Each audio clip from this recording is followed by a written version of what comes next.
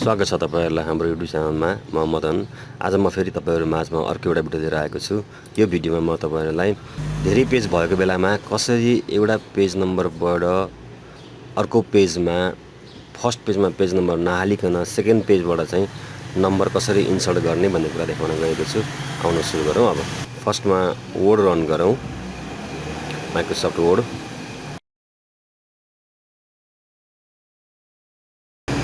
Blank file खोलौँ। यहाँ हेरौँ पेज नम्बर 1 of 1 छ यहाँ। अब यहाँ म केही टाइप गर्छु।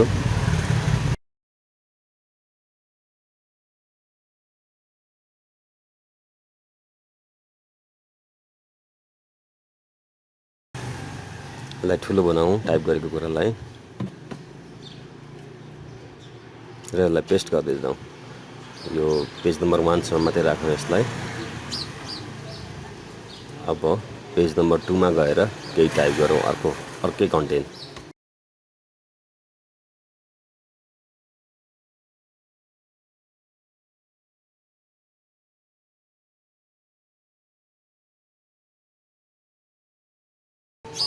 यति टाइप गरेपछि यसलाई सिलेक्ट गरौँ र यसलाई पेस्ट गर्दै जाउँ। ल यो हामीसँग 3टा पेज छन्। अबमा इन्सर्टमा जाउँ,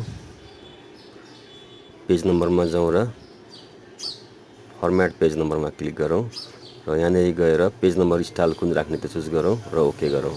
फेरि पेज नम्बरमा जाउँ र पेज नम्बरमा गए पछाडि करेन्ट पोजिसनमा जाउँ।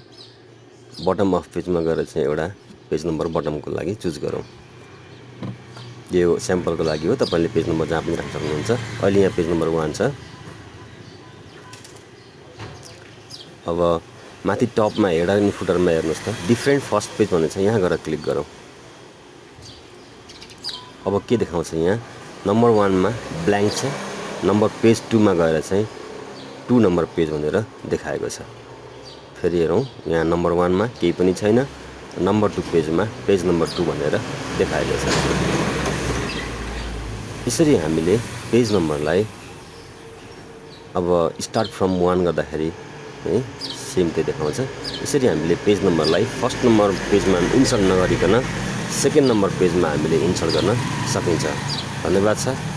यो भिडियोलाई लाइक, शेयर, सब्स्क्राइब गर्न नबिर्सनु होला। Thank you.